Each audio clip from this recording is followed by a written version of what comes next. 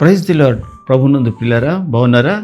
దేవుని యొక్క ప్రశస్తమైన నామములో మీ అందరికీ శుభవందనాలు తెలియజేస్తున్నాను. దేవుని యొక్క కనికరము ఎంత గొప్పదంటే, చాలాసార్లు మనం ఆయన చేయి విడిచిపెట్టినా సరే ఆయన మనల్ని విడిచిపెట్టే దేవుడు కాదు. చాలాసార్లు మనము ఆయనకి ఇష్టం లేనట్లుగా ప్రవర్తించినప్పటికీ కూడా దేవుడు మనము మంటివారమని జ్ఞాపకం చేసుకొని, ఒక తండ్రి తన కుమారుని మీద జాలిపడినట్లుగా జాలిపడే దేవుడు. ప్రియులారా, మరి అలా జాలిపడే దేవుడు కాబట్టే ఇప్పటి వరకు మనము నిర్మూలం కాకున్నాం. ఈ రోజున దేవుని ప్రేమ ఎంత గొప్పదంటే, గత సంవత్సరాలన్నీ కాపాడి ఈయన సంవత్సరానికి నడిపించిన దేవుడు మరి ఈ సంవత్సరంలో కూడా మనల్ని ఆశీర్వదించాలని, మనము ఆయనకు తగినట్లుగా అనేకుల ఎదుట ఒక ఆశీర్వాద కారకులుగా ఉండాలని, అనేకులకు ఆశీర్వాదంగా ఉండాలని ప్రభు ఎంతో కోరుకుంటున్నాడు. అందుని బట్టి నిజంగా ప్రభువుకి నేను ఎంతో మహిమ కృతజ్ఞత చెల్లిస్తున్నాను. ఈ రోజున మీరు వాక్యం వింటున్నారు. అనేక సార్లు మరి మీరు వాక్యం వింటున్న వారిలోని కొంతమంది నాకు ప్రార్థన అవసరతలను పంపిస్తున్నారు. అన్న, నా కోసం ప్రార్థన చేయండి, బ్రదర్ నా కోసం ప్రార్థన చేయండి, కొంతమంది అయ్యగారు నా కోసం ప్రార్థన చేయండి. తెలియని వాళ్ళు చాలామంది ఉన్నారు. అందులో నేను వారి కోసం నిజంగానే ప్రార్థన చేస్తున్నాను. వారి కోసము ఏదో అది కామెంట్ అన్నట్టుగా తీసుకోకుండా, మరి అది వాళ్ళు ఏ విషయం అయితే ప్రార్థన చేయమన్నారో ఆ విషయంలో ప్రార్థన చేస్తున్నాను. చాలామంది మరి ఆశీర్వదించబడుతున్నారని, ప్రార్థన సహాయాన్ని కోరుకుంటున్నారు అంటే దేవుడు వారిని దర్శిస్తున్నారని మరి నేను ఎంతో సంతోషిస్తున్నాను. ఈ సంవత్సరం కూడా దేవుడు మిమ్మల్ని ప్రేమించి మరి ఏదో ఒక వాగ్దానం మీ కొరకు మీరు ప్రార్థన చేయగా, గత సంవత్సరం అంతా తీసుకున్న వాగ్దానం నెరవేరి ఉండకపోవచ్చు కూడా. కానీ ఈ సంవత్సరం మరొక వాగ్దానం వచ్చి మీ దగ్గరికి నిలబడి ఉండుంటుంది. ఎందుకునంటే వాగ్దానం ప్రతి సంవత్సరము ప్రభు సన్నిధిలోని తీసుకోవడం దేవుని బిడ్డలుగా మనకి అదొక వాడుక. దేవుని యొక్క వాక్యములోని ఆ వాక్యం రిఫరెన్స్లు ఏమీ లేవు. ప్రతి సంవత్సరం ఇలా వాగ్దానం తీసుకోవాలి అని రిఫరెన్స్లు లేవు. కానీ నమ్మకం ఏంటంటే, ఈ సంవత్సరం దేవుడు నాతోని ఏం చెప్పబోతున్నాడు, ఈ సంవత్సరం అంతా దేవుడు నన్ను ఎలా నడిపించబోతున్నాడు. వాక్యం చూసి నాకు తెలిసిన ఒక బాబు వాళ్ళ అమ్మ దగ్గర నేనుండగా మాట్లాడుతున్నట్ల ఈ జనవరి మొదట్లోని బైబిల్ నిండా వాగ్దానాలే కదా. మరి ఆయన ఎక్కడ యూట్యూబ్లోనే ఎక్కడో ఎవరో చెప్పినది మాట వినుంటాడేమో, వాళ్ళ అమ్మని అడుగుతున్నాడు. బైబిల్ నిండా వాగ్దానాలే కదా, ఏది మరి ఒక్క వాగ్దానం తీయడం ఏంటి? కొంతమంది ఏదో ఎక్కడో జాతకం చూపించినట్లుగా నేను పలకలేను, కానీ మరి అదే ప్రశ్న చూపించినట్లుగా అదొకటి తీయడం ఏంటి అని అడిగాడు. అప్పుడు వాళ్ళమ్మ ఏం సమాధానం చెప్తుందా అని నేను కూడా ఆసక్తిగా ఎదురు చూశాను. అప్పుడు వాళ్ళమ్మ ఏం చెప్తుందంటే, నిజమే నాన్న, నిజమే, నేను అన్నం వండుతాను, కానీ అన్నం అంతా నీ ఒక్కడిది కాదు కదా. అన్నంలోని నీ కోసము ఒక కంచం పెడతాను, అందులోని నీ కోసం కొంత ఆహారం పెడతాను, ఆ రోజున వండిన దానిని నీ కోసం వడ్డిస్తాను, ఆ వడ్డించింది నీది. ఇవన్నీ వాగ్దానాలే. కానీ అందులో నీ కోసం అంటూ దేవుడు ఒక వాగ్దానాన్ని తీసిస్తాడు. దానిని నువ్వు నమ్మినట్లయితే, ఎందుకంటే కొంతమంది దైవ సేవకుల్లోనే నమ్మని వాళ్ళు ఉన్నారు. అది వారి విశ్వాసం, వారి నడిపింపు, అది వాళ్ళకి అలాగ అనిపించింది, సరే. కానీ దేవుడు నమ్ముట నీ వలనైతే అన్నాడు, సమస్తము సాధ్యమే. నమ్మి ప్రభుని స్తుతించి, ప్రభువా నాకు ఇచ్చిన ఈ వాగ్దానాన్ని నా జీవితంలో నెరవేర్చండి అని మీరు ప్రార్థన చేయగలిగితే, తప్పకుండా దేవుడు నా మాటని తీసుకుంటున్నాడు కదా అని, ఒకవేళ ఎవరైతే నమ్మరో వాళ్ళ విధానంలో మాట్లాడుతున్నాను, ఎవరైతే నమ్మరో, ఒకవేళ వాగ్దానం తీసుకొని ప్రభువా ఈ సంవత్సరం నాకు ఇలాగ నువ్వు దీవిస్తానన్నావు, ఈ సంవత్సరం నన్ను స్వస్థపరుస్తానన్నావు, ఈ సంవత్సరం నాకు తలుపులు తెరుస్తానన్నావు, ఈ సంవత్సరం నా ప్రార్థన ఆలకిస్తానన్నావు, ఈ సంవత్సరం నన్ను భయపడొద్దు అన్నావు, ఈ సంవత్సరం నన్ను ఇగో పర్వతాలు తొలగిన మెట్టలు తత్తరిల్లిన కృప నిన్ను విడిచిపోదు అన్నావు అని ఏవైతే వాగ్దానాలు ఉన్నాయో ఆ వాగ్దానాల్లో నీకు ఏ వాగ్దానం వచ్చిందో ఆ వాగ్దానాన్ని ఎత్తిపట్టి ప్రార్థన చేసినప్పుడు తప్పకుండా దేవుడు నీ విశ్వాసాన్ని బట్టి ఆ వాగ్దానాన్ని తన మాటగానే ఆశీర్వదిస్తాడు నీ జీవితంలో. ఎందుకు అనంటే హెబ్రీయులకు రాసిన పత్రిక 10వ అధ్యాయంలో 23వ వచనంలో ఏమంటాడంటే, వాగ్దానం చేసినవాడు నమ్మదగినవాడు గనుక మన నిరీక్షణ విషయమై మనము ఒప్పుకొనినది నిశ్చలముగా పట్టుకొందుము. మన నిరీక్షణ విషయమై అంటే ఈ సంవత్సరంలో మనం ఒక నిరీక్షణ కలిగి ఉన్నాం. ఇదిగో ఈ వాగ్దానాన్ని దేవుడు నాకు ఇచ్చాడు, ఈ వాగ్దానాన్ని దేవుడు నా జీవితంలో తప్పక నెరవేరుస్తాడు. ఒకవేళ నీకు బిడ్డలు లేరు, ఆ సంగతి ప్రభువుకి తెలుసు. నువ్వు ఎంతగా ఏడుస్తున్నావో ప్రభువుకి తెలుసు, ఎంతగా కన్నీరు పెడుతున్నావో ప్రభువుకి తెలుసు, ఎంతమంది చేత నిందల పాలవుతున్నావో ప్రభువుకి తెలుసు, ఎన్ని ఎత్తి పొడుపు మాటలు నీ వైపు వస్తున్నాయో ప్రభువుకి తెలుసు. ఆ సమయంలోని దేవుడు మనతో మాట్లాడతాడు అన్నది సత్యమే కదా. దేవుడు మనతో మాట్లాడుతున్నాడు అన్నది ప్రతి ఒక్కరూ నమ్మేదే కదా. ఆ వాగ్దానం ద్వారా ఎందుకు మాట్లాడకూడదు నీతో? నీ బిడ్డల మీద నా ఆత్మను కుమ్మరించదును అన్న వాక్యం లేదా? నీ సంతానాన్ని అభివృద్ధి పరిచదను అన్న మాట లేదా? నీకు పుట్టిన వారిని నేను దీవించదను అన్న మాట లేదా? ఎన్ని మాటలు ఉన్నాయి. అలాంటి వాక్యం ఒకటి నీ జీవితంలో నీకు కనిపించి ఉంటే మరి ఆ మాట నెరవేర్చడా ప్రభు? నెరవేరుస్తారు కదా. ఇదిగో వాగ్దానం చేసినవాడు నమ్మదగినవాడు గనుక మన నిరీక్షణ విషయమై, ఏదైతే మనం దేనికైతే నిరీక్షిస్తున్నామో ఆ విషయమై మరి మనము ఒప్పుకొనినది నిశ్చలంగా గట్టిగా పట్టుకున్నామంటే, ప్రభువా అవును నాయనా నువ్వు నాకు గర్భఫలాన్ని ఇస్తావు, అవును నాయనా నువ్వు నాకు మంచి ఉద్యోగాన్ని ఇస్తావు, అవును నాయనా నాకు ఈ యొక్క ప్రభుత్వ ఉద్యోగాన్ని నాకు ఇవ్వబోతున్నావు నీవు, అవును నాయనా నీకు సమస్తము సాధ్యమే అయ్యా అని రోజు ఆ వాగ్దానాన్ని నీ బైబిల్లో పెట్టుకొని, అలాగనే ఆ మాటని నీ హృదయంలో పెట్టుకొని ప్రార్థన చేస్తున్నప్పుడు ప్రభు చెవిని నిర్మించినవాడు వినకుండునా, కంటిని నిర్మించినవాడు కానకుండునా? ఖచ్చితంగా వింటారు కదా. వినడమే కాదు, ఆయన నీ హృదయవాంఛ తీరుస్తాడు. ఎందుకంటే వాక్యమే చెప్తుంది, ఆశగల ప్రాణమును ఆయన తృప్తిపరిచే దేవుడుగా ఉన్నాడు. ఈ రోజున దేవుడు నీతో మాట్లాడుతుంది అంటే వాగ్దానం చేసినవాడు నమ్మదగినవాడు. లోకంలో కూడా చాలామంది వాగ్దానాలు చేస్తూ ఉంటారు. ఎలాంటి వాగ్దానాలు? రాజకీయ నాయకుల వాగ్దానాలు, ముఖ్యంగా చెప్పుకోవాల్సింది వాళ్ళ వాగ్దానాలే. ఇదిగో మీకు మరి ఈ మేలు చేస్తామని నేను ఏదో ఒక పదాన్ని ఎత్తి చెప్పాలంటే చాలా వాగ్దానాలు నాకు గుర్తున్నాయి, కానీ నేను అవేవి చెప్పదలుచుకోలేదు. ఇవన్నీ మీకు అది చేస్తాను, ఇది చేస్తాను, అలా చేస్తాం, ఇలా చేస్తామని ఒక పార్టీ ఏంటి ఎన్ని పార్టీలు చెప్తాయి. కానీ అందులో కొంతమంది మాత్రమే వాళ్ళ వాగ్దానాలు 100కి 100 కాకపోయినా కనీసం 100కి మరి 80-70% అయినా నెరవేరుస్తారు. 100కి 100 ఎత్తేసేవాళ్ళు కూడా ఉన్నారు.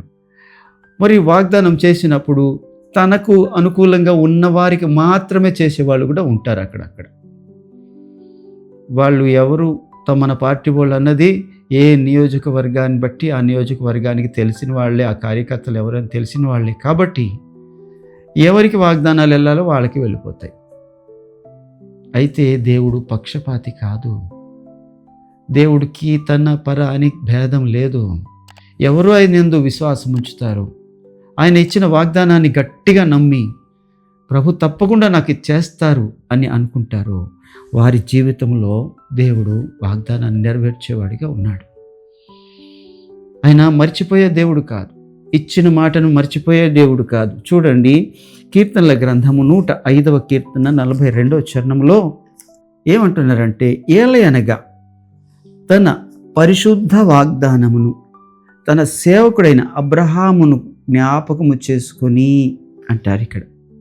ఎందుకంటే ఆయన తన పరిశుద్ధ వాగ్దానమును తన సేవకుడైన అబ్రహామును జ్ఞాపకం చేసుకున్నాడంట. తన పరిశుద్ధ వాగ్దానము అబ్రహాంతో చేశారంట ఆయన. ఏ వాగ్దానము అనంటే అబ్రహాంకి పిల్లలు లేరు. అబ్రహాముకి 75 సంవత్సరాల్లో పిలువబడ్డారు. అబ్రహాముని అన్నారు, నిన్ను గొప్ప జనముగా చేస్తాను అన్నారు. గొప్ప జనముగా చేసి అన్న ప్రభువు మరి ఆయనకి పిల్లలే లేరు, ఒక్క బిడ్డ కూడా లేరు. ఆ బిడ్డ లేని వాడికి ఏమంటారంటే, ఇదిగో నువ్వు నా మాట విన్నావు కాబట్టి, నేను రమ్మంటే వచ్చావు కాబట్టి, నీ బంధుజనాన్ని వదిలేశావు, నీ ఊరిని వదిలేశావు, నీ యొక్క సమస్తాన్ని విడిచిపెట్టి నన్ను వెంబడించావు కాబట్టి నేను గొప్ప జనంగా చేస్తాను. నీ సొంత జనాన్ని విడిచిపెట్టావు కాబట్టి అంటున్నారు. ఒక్క మనిషి కూడా లేడు, బిడ్డే లేడు ఆయనకి. అప్పటికి 75 సంవత్సరాలు. అలా గడుస్తుండగా దేవుడు ఆయన ఏమంటాడంటే, భయపడకు, నేను పిల్లల్ని ఇస్తానంటున్నాడు. చూడండి, ఒక మాట మీకు చూపిస్తాను. ఆదికాండం 17వ అధ్యాయంలో 15వ వచనము. మరియు దేవుడు, నీ భార్య అయిన శారాయి పేరు శారా అనవద్దు, ఏలయనగా ఆమె పేరు శారా. నేను ఆమెను ఆశీర్వదించి ఆమె వలన నీకు కుమారుని కలగజేసేదను. నేను ఆమెను ఆశీర్వదించెదను. ఆమె జనములకు జనని అయి లేక తల్లి అయి ఉండును. జనముల రాజులు ఆమె వల్ల కలుగుదురని అబ్రహాముతో చెప్పాను. వాగ్దానం అంతకుముందు కూడా 15వ అధ్యాయంలో వాగ్దానం ఉంది, మరి 12వ అధ్యాయంలో వాగ్దానం ఉంది. అక్కడ ఇలా వాగ్దానం చేసుకుంటూ వస్తున్నారు ప్రభు. 75 సంవత్సరంలో పిలిచిన ప్రభువు మరి అలా వాగ్దానం చేస్తుండగా కాలం గడిచిపోతుంటే ఆ వాగ్దానము నిజంగా నెరవేరుతుందా అని చిన్న అనుమానం రావడం మనిషిగా సహజం. కానీ అబ్రహాంకి అలాగేం అనిపించలేదు. ప్రభు చేస్తారు, ఇస్తారు అని నమ్మాడు. ఆ నమ్మడం వల్ల ఒక్క మాట మాత్రం అన్నాడంట, ప్రభువా, ఇగో చూడండి, ఆ మాట ఇక్కడ రాసి ఉంది. ఆదికాండం 17వ అధ్యాయం 17వ వచనం. అప్పుడు అబ్రహాము సాగిలపడి నవ్వి, 100 ఏండ్ల వానికి సంతానం కలుగున, 90 ఏండ్ల శారా కనున అని మనసులో అనుకున్నాడంట. కానీ బయట ప్రభుతో అనలేదు, అనుమానించలేదు. అనుకున్నాడు, తన శరీరాన్ని బట్టి చూసుకున్నాడు. అయ్యో, నేను ముసలాడిని అయిపోయాను కదా, నాకు పిల్లలా అనుకున్నాడంట. అలాగనే చూడండి, ఈ 18వ అధ్యాయంలో 9వ వచనంలో కూడా శారా గారి గురించి ఆదికాండం 18:9లో వారు అతన్ని చూచి, నీ భార్య అయిన శారా ఎక్కడ ఉన్నదని అతన్ని అడుగగా, అదుగో గుడారములో ఉన్నదని చెప్పాను. అందుకు ఆయన, మీదటికి కాలమున నీ యొద్దకు నిశ్చయంగా వచ్చేదను, అప్పుడు నీ భార్య అయిన శారాకు ఒక కుమారుడు కలుగునని చెప్పాను. శారా ఆయన వెనక నుండి గుడారపు ద్వారము దగ్గర వినుచుండెను. అబ్రహామును శారాయు బహుకాలం గడిచిన వృద్ధులై ఉండిరి. స్త్రీ ధర్మము నిలిచిపోయాను. అప్పుడు శారమ్మ ఏమనుకుందంటే, నేను బలము ఉడిగిన దాననే, తర్వాత నాకు సుఖం కలుగునా, నా యజమానుడు వృద్ధుడై ఉన్నాడు కదా అని తనలో తాను నవ్వుకుందంట. ఆవిడ కూడా దేవుణ్ణి అనుమానించలేదు. వారి శరీరాలను బట్టి ఇప్పుడు మాకు పిల్లలు కలుగుతారా అని అనుకుందంటండి. కానీ వాగ్దానం చేసిన వాడు ఎలాంటోడంటే నమ్మదగినవాడు. ఈ రోజున నువ్వు వాగ్దానం ఏం తీసుకున్నావో నాకు తెలియదు, కానీ నీకు వాగ్దానం చేసిన వాడు కూడా నమ్మదగినవాడు. శారా అలాగనుకుంది కదా. చూడండి, హెబ్రీయులకు రాసిన పత్రిక 11వ అధ్యాయం 11వ వచనంలో ఈ మాట, మీ వాగ్దానాన్ని బట్టి మీకు ఎంత బలాన్ని ఇస్తుందోనండి. నమ్మాలా నమ్మొద్దా అని ఒకవేళ ఇప్పుడు వరకు మీరు డైలామాలో ఉంటే చూడండి, ఇక్కడ రాస్తున్నాడు. హెబ్రీయులకు రాసిన పత్రిక 11:11లో, విశ్వాసమును బట్టి శారాయు వాగ్దానం చేసిన వాడు నమ్మదగిన వాడని ఎంచుకొనెను గనుక తాను వయస్సు గతించినదైనను గర్భం ధరించుటకు శక్తి పొందెను. అందుచేత మృతతుల్యుడైన ఆ ఒకని నుండి సంఖ్యకు ఆకాశ నక్షత్రం వలెను సముద్ర తీరమందలి లెక్కింప సఖ్యము కాని ఇసుక వలెను సంతానము కలిగెను. దేవునికి మహిమ కలుగును గాక. ఆమె అనుకుందంట, నిజమే అక్కడ అనుకున్నది, నా శరీరం ఇలాగ అయిపోయింది కదా అని. ఆ మాటకే ఇక్కడ అపోస్తుడైన పౌలు ద్వారా ప్రభువు వివరిస్తున్నారు. ఏమని అంటే, అందుచేత మృత తుల్యుడైన ఆ ఒక్కని ద్వారా, ఆ ముసలోడి ద్వారా, ఆ వృద్ధుడి ద్వారా ఏం చేశాడంట, వయసు గతించినదైనను గర్భము ధరించుటకు శక్తి వచ్చేసిందటండి. ఎలాగా? దానికి చిన్న సూచన, ఉదాహరణ చెప్పన. ఆ శారమ్మ గారు 75 సంవత్సరాల్లో ప్రభు చేత పిలువబడిన తర్వాత మరి అబీమెలెకు అనే రాజు ఒకసారి మరి ఆ శారా యొక్క అందాన్ని గురించి అక్కడ ప్రజలు చెప్పుకుంటూ ఉంటే తెప్పించేసుకున్నాడంట తన రాజమందిరానికి. ముసలమ్మ అయితే తెప్పించుకుంటాడా? ఆలోచించండి. ఆమె వృద్ధురాలే అయితే, అందం లేని దాని అయితే, ఒడలిపోయిన చర్మం ఉంటే, ముడత పడిన చర్మం ఉంటే పిలుస్తారా? తీసుకెళ్తారా? కాదు కదా. అనగా దేవుడు ఆమెకు యవ్వనాన్ని తిరిగి ఇచ్చాడండి. ఒకవేళ వాగ్దానం చేసిన వాడు నీకు దానికి కావాల్సిన క్వాలిటీస్ లేకపోవచ్చేమో, నీ ఉద్యోగానికి కావాల్సినంత అర్హతలు లేకపోవచ్చేమో, కానీ దానికి సమానమైన మంచి ఉద్యోగం తప్పకుండా ఇస్తాడు. ఒకవేళ ప్రభు అద్భుతం చేస్తే ఆ ఉద్యోగమే ఇస్తాడేమో, ఏ అద్భుతమే చేసైనా సరే.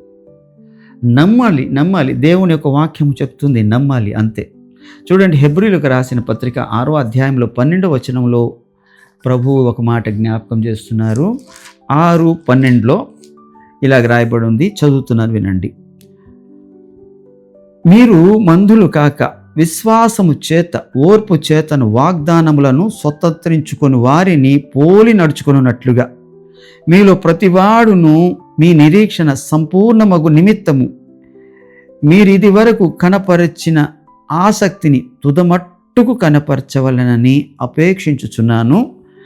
దేవుడు అబ్రహామునకు వాగ్దానము చేసినప్పుడు తనకంటే గొప్పవాని తోడని ప్రమాణం చేయలేకపోయాను కనుక తన తోడని ప్రమాణం చేశాను. నిశ్చయముగా నేను నిన్ను ఆశీర్వదించెదను, నిశ్చయముగా నిన్ను అభివృద్ధి పొందించెదను అని చెప్పాను. ఆ మాట అతడు ఓర్పుతో సహించి ఆ వాగ్దాన ఫలము పొందెను. దేవునికి మహిమ కలుగును. ఆ వాగ్దాన ఫలము ఇస్సాకు ద్వారా. ఈలోగా తొందరపడ్డారు మరి శారమ్మ గారు తొందరపడి మనకి పిల్లలు లేరు కదా, సరే ఈ హాగరుతో వెళ్ళవయ్యా, హాగరు ఉంది నా దగ్గర దాసి మరి అన్నప్పుడు అది సొంత ప్రయత్నాలు అనమాట. దేవుని మీద నుండి అలాగ తొలిగిపోవడం. ఇగో యూదుల రాజుగా పుట్టినవాడు ఎక్కడున్నాడు అంటూ వెళ్ళి మరి ఎవరినైతే అడగకూడదో వాళ్ళని అడిగారు వీళ్ళు. అప్పుడు వెంటనే దారి తప్పిపోయారు. మరలా దేవుడు సరిచేశాడు. ఇక్కడ కూడా దారి తప్పిపోయారు, మళ్ళా దేవుడు సరిచేశాడు. నీకు ఇస్సాకు వలననైనదే నీ సంతానమనబడును అని వివరంగా చెప్పారు ప్రభు. అలాగన దేవుని యొక్క వాక్యంలోని ఎప్పుడైతే ఓర్పుతోను నిరీక్షణ కలిగి దేవుడు ఇస్తాడు అని చెప్పి 1 సంవత్సరం ఇందాకే మీకు చెప్పాను. గత సంవత్సరం ఒకవేళ నెరవేరకపోతే అది చచ్చిపోలేదు. ఆ వాగ్దానం ఇంకా లైన్లోనే ఉంది, ఇంకా నిలబడే ఉంది. దాని పని అది చేస్తుంది. అది అనుకోని సమయంలో అనుకోని విధముగా నీ ముందుకు వచ్చి నిలబడుతుంది. అందుకని దేవుని యొక్క వాక్యం ఏం చెప్తుందంటే, వాగ్దానము చేసినవాడు నమ్మదగినవాడు. ఆయన దావీదుకు వాగ్దానం చేశాడు, నెరవేర్చాడు. ఆయన మరి ఎంతమందికి అయితే వాగ్దానాలు చేశాడో అన్ని వాగ్దానాలు, ఇప్పుడు సమయం లేక వారి పేర్లు ఎత్తట్లేదు, అన్ని వాగ్దానాలు నెరవేర్చాడు. ఇదిగోండి చివరిగా ఈ మాట చూడండి, రోమీయులకు రాసిన పత్రిక 4వ అధ్యాయంలో 18వ వచనంలో ఇలాగో రాయబడింది. నీ సంతానము ఇలాగ ఉండునని చెప్పిన దాన్ని బట్టి తాను అనేక జనములకు తండ్రి అగునట్లు నిరీక్షణకు ఆధారము లేనప్పుడు అతడు నిరీక్షణ కలిగి నమ్మెను. ఎవరు అతడు అంటే అబ్రహాం. మరియు అతడు విశ్వాసమందు బలహీనుడు కాక ఊరకనే శరీరాన్ని బట్టి అనుకున్నాడు, ఇప్పుడు నాకు అవసరం అంటావా అని అనుకున్నాడు. కానీ బలహీనుడు మాత్రం కాలేదని అపోస్తుడైన పౌలు ఖచ్చితంగా చెప్తున్నాడు. విశ్వాసమందు బలహీనుడు కాక రమి 100 వయస్సు గలవాడయుండి అప్పటికి తన శరీరము మృతతుల్యమైనట్టు శారా గర్భమును మృతతుల్యమైనట్టు ఆలోచించను గాని అవిశ్వాసం వలన దేవుని వాగ్దానమును గూర్చి సందేహింపక దేవుని మహిమపరిచి ఆ వాగ్దానము చేసిన దానిని నెరవేర్చుటకు ప్రభు సమర్థుడని రూఢిగా విశ్వసించును. దేవునికి మహిమ కలుగునుగా. ఎప్పుడైతే విశ్వాసం ఉంచాడో ఆ విశ్వాసమే వాగ్దానం కార్యం రూపంలోనికి మారిపోయింది. కార్యము కాస్త కంటి ముందుకే ఒకానొక దినమున ఇస్సాకు రూపంలోనికి వచ్చేసింది. ఈ రోజున దేవుడు నమ్మదగినవాడు, దేవుడు మర్చిపోడు అని మనం తెలుసుకుంటున్నాం. ఆయన రోజు జ్ఞాపకం చేసుకుంటాడంట నీకు చేసిన వాగ్దానాన్ని. నువ్వైనా మర్చిపోతావేమో కానీ ఆయన మర్చిపోయే దేవుడు కాదు. నీతో చెప్పిన ఆ మంచి మాట నెరవేర్చుటకు దినములు వచ్చుచున్నవి అని ఒక దగ్గర ప్రభు రాస్తున్నారు. ఈ రోజున నేను నీతో చెప్తూ ధైర్యంగా చెప్పగలిగిన మాట ఏంటంటే ఓర్పు కలిగి ఉండాలి. అలాగనే నమ్మి ప్రార్థన చేయాలి, నమ్మి నిరీక్షించాలి, ప్రభు సమర్థుడని ఒప్పుకోవాలి. వాగ్దానం చేసిన వాడు నమ్మదగిన వాడని నువ్వు ఎప్పుడైతే ఆధారపడతావో, సందేహించకుండా ఉంటావో, అప్పుడు తప్పకుండా నీ వాగ్దానం నెరవేరుతుంది. ఆయన మనిషి కాడు వాగ్దానం మర్చిపోవడానికి. ఆయన రాజకీయ నాయకుడు కాదు చేసిన వాగ్దానాలని తారుమారు చేయడానికి. అది ఏదో ఒక దేశంలోనంట, అది చలిగల దేశం. అంత చలిలోని ఒక ఆయన గడగడ వణుకుతూ ఉంటే ఆ వణుకుతున్న వాడిని ఒక ఆయన కారులో వెళ్తూ చూసి కనికరించి బండి ఆపి, ఏమయ్యా సొక్క కూడా లేదే, నీకు ఏం కప్పుకోవడానికి లేదే, ఎలా తట్టుకుంటున్నావు అంటే, అయ్యా నాకు ఎలాగ లేదు కాబట్టి ఈ చలిని అలవాటు చేసుకున్నాను, ఈ చలిని తట్టుకోవడం అలవాటు చేసేసుకున్నానయ్యా అని అన్నాడంట. అయ్యయ్యో, నేను నీకు బట్టలు తెస్తాను, నీకు రగ్గు తెస్తాను, నీకు స్వెటర్ తెస్తాను, నీకు మంచివి నీకు కావాల్సిన నీ శరీరానికి కావాల్సిన బట్టలు తీసుకొస్తానని వాగ్దానం చేసి వెళ్ళాడంట.